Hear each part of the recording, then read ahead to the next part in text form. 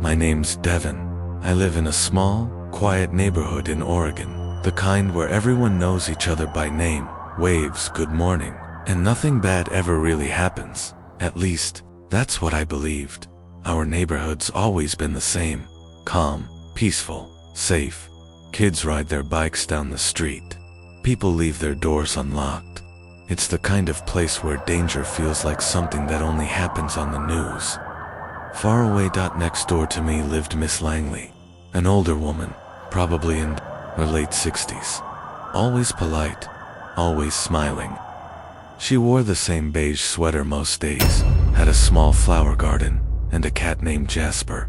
Never had visitors, never caused a fuss. At first, I thought she was just another sweet, quiet lady, living out her retirement in peace. But the more I watched, the more things didn't add up. It started one night, 2:13 a.m. I was up late finishing some work when I happened to glance out the window. There she was, dragging a large black trash bag across her driveway, into her garage. Alone. She didn't look panicked or hurried. She looked calm, too calm, like this was routine. I thought it was strange, but I didn't say anything. Maybe it was just yard waste or old clothes. The next morning, though, our mailman didn't show up. His name was Tom, friendly guy. Been delivering our mail for years. Never missed a day, not once. I brushed it off until the second day passed. Still no mail, no Tom. I mentioned it to a neighbor while walking my dog. They shrugged. He's probably on vacation. But I couldn't shake that image from my head. Miss Langley, in the middle of the night, dragging that bag. So I did something I'd never done before. I installed a small security camera, pointing toward her backyard, just to ease my mind. 3 nights later, it caught her, digging in the rain. She was out there for over an hour, soaking wet, covered in mud, burying something heavy. I clipped the footage and sent it to the police. They came by. 2 days later, walked around her yard, knocked on her door, then left. They said they didn't find anything. No disturbed soil, no hole, no signs of wrongdoing. She's just a sweet old lady. One officer told me, maybe lay off the crime shows for a while. That night, I found a note taped to my front door. No envelope, no signature, just 5 words. Curiosity kills. You're next. Written in red ink. My heart sank. My hands shook as I read it over and over. I didn't sleep that night. The next morning, I started digging into her past. It took some time, but eventually, I found something 20 years ago, in a different state. There was a woman with the exact same name, Lillian Langley. She was investigated in connection to the disappearance of 3 children from her neighborhood. No charges were filed. The case went cold shortly after. She moved, changed her middle name. She'd been living here ever since.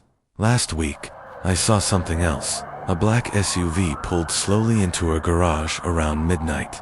I watched from my upstairs window. The garage door closed behind it, but no one got out. I waited an hour or 2. Nothing. The next morning, I called the police again, this time with everything I had. The old case, the camera footage, the threats, the car. They finally listened. A warrant was issued. They searched her property from top to bottom. What they found shocked everyone.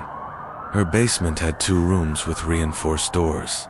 One of them was filled with items, personal belongings, old shoes, backpacks, children's toys, wallets, jewelry. Each one matched a missing persons report from the last 20 years. In the other room, a computer, dozens, no, hundreds of videos, photos, documents, names, records of people who were never seen again, victims, and then the smell. That smell that made even the seasoned officers gag. They found a body, wrapped in tarp, stuffed inside a freezer. It was Tom, our mailman. She'd killed him, just like the others. She was arrested on the spot.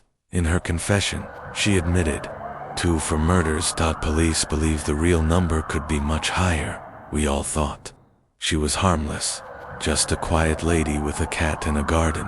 But behind the smile, behind those polite waves and soft-spoken words, was a monster. A calculated, patient predator who'd spent decades hiding in plain sight. And me, I still live here, same house, same street, but nothing feels the same anymore. Every night I lock my doors. Double check my windows. Watch every unfamiliar car that drives by, and I wonder how many other perfect neighbors are hiding something far, far worse. If you want more true crime stories like this, hit that subscribe button. Some of them are even darker.